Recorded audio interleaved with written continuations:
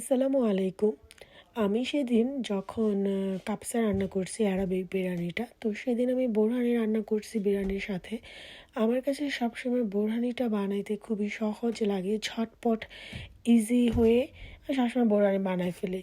আর যেহেতু টক দই সবসময় বাসায় থাকেই, তো বোরহানি বানাতে অ্যাকচুয়ালি কোনো ঝামেলা লাগে না। তো আমি বোরহানি বানানোর জন্য যেটা আমি স্পেশালি ব্যবহার করি সেটা হচ্ছে সরিষা বাটা। যেই সরিষা দিয়ে আমরা সরিষা ইলিশ রান্না করি, কালো সরিষা, সেই সরিষা বাটা আমি এখানে 1 টেবিল চামচ দিয়ে দিয়েছি। আমি এখানে 3টা কাঁচামরিচ ব্যবহার করছি।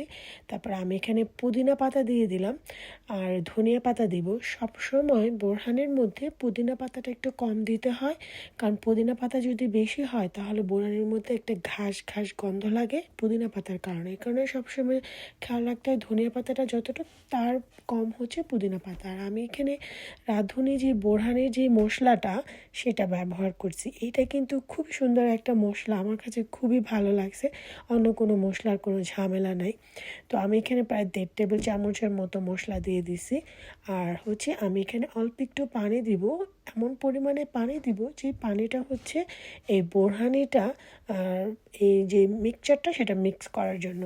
তো আমি এটাকে ব্লেন্ড করে নিছি। আমি এখানে 2 কাপ হচ্ছে প্লেন ইয়োগার্ট, যেটা টক দই, সেটা নিছি। আমি আমাদের এখানে সুপার স্টোরে যেটা পাওয়া যায় ন্যাচারাল হালাল যে দইটা সেটা ব্যবহার করছি। তারপর আমি এখানে 1/2 টেবিল স্পুনের মতো হচ্ছে টমেটো কেচাপ দিয়ে দিয়েছি। আমি এখন পানির বদলে যে জিনিসটা ব্যবহার করব সেটা হচ্ছে তরল দুধ। বোরহানিতে অ্যাকচুয়ালি সবাই পানি ব্যবহার করে, বাট আমার কাছে মনে হয় যে পানি দিলে পানসা লাগে। সেই ক্ষেত্রে আমি যখন দুধটা ব্যবহার করি তখন আমাদের বাংলাদেশের যে বিয়ে বাড়ির যে একটা অরিজিনালি যে একটা টেস্ট আছে সেটা পাওয়া যায়। অবশ্যই তোমরা ট্রাই করে দেখো, এটা অ্যাকচুয়ালি খুবই মজার একটা বোরহানি। এবং এটাকে আমি ব্লেন্ড করব না। বোরহানিটা ব্লেন্ড করলে হয় কি, দই থেকে পানি ছেড়ে দেয়, তখন আসল যে টেস্টটা সেটা পাওয়া যায় না।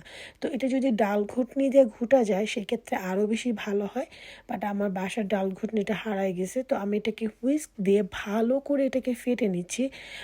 প্রায় 10 থেকে 15 মিনিট এটাকে ফেটতে হবে। আমি একটু একটু করে ফেটতেছিলাম এবং একটু একটু করে হচ্ছে তরল যে ঠান্ডা দুধটা সেটা ব্যবহার করতেছিলাম। কারণ আমি বোরহানিটা বেশি পাতলা হয়ে গেলে আমার কাছে ভালো লাগে না, আবার এত বেশি ঘনও ভালো লাগে না। তো এই জন্য আমি এখানে 2 কাপ ইয়োগার্টের সাথে টক দইয়ের সাথে আমি এখানে প্রায় 1 কাপের থেকে একটু বেশি আমার দুধ লাগছে, যেই পর্যন্ত না এটা একটু পাতলা হবে। তো তোমরা তোমাদের পছন্দ মতো দুধটা ব্যবহার করতে পারো, যে যেরকম পাতলা বা ঘন চাও। তো এটাকে আমি আরও কিছুক্ষণ এটাকে ফেটে নিচ্ছি। আবারও বলি যে ব্লেন্ডারে দিয়ে বোরহানি করলে কিন্তু অরিজিনালি যে অথেন্টিক যে বিয়েবাড়ির টেস্টটা সেটা কিন্তু পাওয়া যায় না, কারণ পানি ছেড়ে দেয়, ব্লেন্ড করলে সেটা পানি ছেড়ে দেয়। তো তুমি যদি এরকম একটু টাইম নিয়ে বোরহানিটা করো, মজা হয়।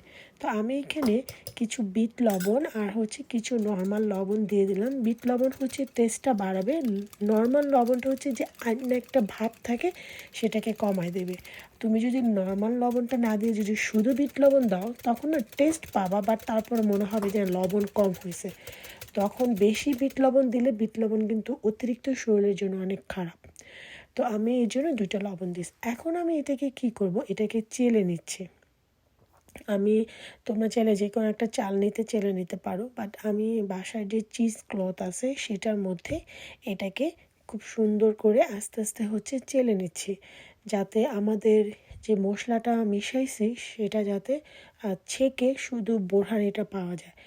তোমরা যদি এখানে অনেকে আছে করে কি যে এটা একসাথে দিয়ে সুন্দর করে ব্লেন্ড করে খেয়ে ফেলা, অ্যাকচুয়ালি ওই ক্ষেত্রেও ওইভাবেও করা যায়। বাট এইভাবে আমাদের বাংলাদেশে যেরকম বিয়ে বাড়িতে বা বড় বড় অনুষ্ঠানে এইভাবে কিন্তু করে, তো এইভাবে করলে অ্যাকচুয়ালি ওরকম একটা টেস্ট পাওয়া যায়। তো আমি এটাকে এই জন্য এই চিজ ক্লথ দিয়ে এটাকে চেলে নিচ্ছি, বা যে কোনো একটা সুতি কাপড় দিয়ে বা তাওয়াল দিয়ে তুমি এটাকে হচ্ছে ছেঁকে নিতে পারো। তো দেখো, ড্রপ ড্রপ করে একটু একটু একটু একটু করে পড়তেছে এবং আমি এটাকে সবগুলো এখানে ঢেলে দিলাম।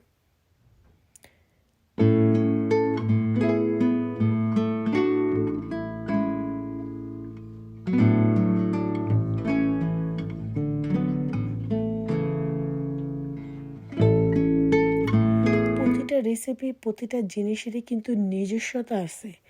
সেই নিজস্ব জিনিসটাকে বাদ দিয়ে করলে তখন সেই অরিজিনালি যে টেস্টটা সেটা পাওয়া যায় না।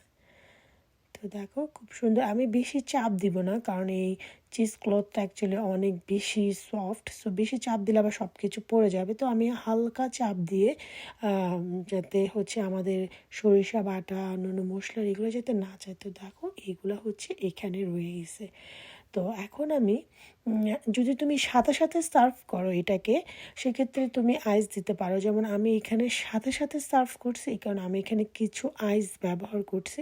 আর তুমি যদি মনে করো যে না আমি এটা সাথে সাথে সার্ভ করবো না, এটাকে আমি হচ্ছে বানায় রেখে ফ্রিজে রেখে দিব, তখন তুমি যদি বানায় ফ্রিজে রেখে দাও 4-5 ঘন্টা পরে বা একদিন পরে বোরহানিটা আরও বেশি টেস্ট হয়। কারণ যে মশলাগুলো যে আমরা ব্যবহার করছি এটা বোরহানির সাথে আরও বেশি মেলে যায়। যদি সারা রাত রেখে দেওয়া যায় সেক্ষেত্রে বোরহানি আরও বেশি মজার টেস্ট হয়। তো দেখো আমি এখানে যেহেতু আমি সাথে সাথে সার্ভ করছি, এই কারণে হচ্ছে আমি কিছু আইস ব্যবহার করছি যাতে বোরহানিটা আরও ঠান্ডা হয়ে যায়, ঠান্ডা ঠান্ডা চিল থাকে। এবং এটা যে খেতে কি মজা, তোমরা যদি ট্রাই করো তাহলে তোমরা দেখতে পারবা যে সরিষা বাটার একটা ধাক থাকে। কারণ বোরহানি খাইলে যদি ধাক না লাগে ওই বোরহানি খাওয়া মজা নাই। তো বোরহানির এই ধাকটাই হচ্ছে, আমি এখানে কোনো ব্ল্যাক পেপার বা কোনো কিছু ব্যবহার করে নিই, কারণ বোরহানির মশলার প্যাকেটের মধ্যে সব কিছু দেওয়া আছে, তো কিছু দিতে হবে না। দেখো আমাদের বোরহানিটা কেমন সুন্দর, বেশি ঘন না বেশি পাতলাও না, এবং এই আইসটা দেওয়ার কারণে আইসটা থেকে পানি বের হবে। তো এটা হচ্ছে পারফেক্ট, এবং এটা খাইলে মনটা একদম শান্তিতে ভরে যায়। আর বিরিয়ানি বা এইসব জাতীয় খাবারের সাথে খিচুড়ির সাথে বোরহানিটা একদম পারফেক্ট। তো আমি একটা জাগে এটার মধ্যে ঢেলে নিচ্ছি। তো আমি তোমাদের সার্ভ করে দেখাচ্ছি যে এটা দেখতে কতটা সুন্দর হয়েছে। তো তোমরা সবাই ভালো থাকবা। তোমাদের সবাইকে অনেক ধন্যবাদ আজকের ভিডিওটা এতক্ষণ পর্যন্ত দেখার জন্য। দেখো মজার আমি আমাদের বাংলাদেশের ট্রেডিশনালি বোরহানি রেডি।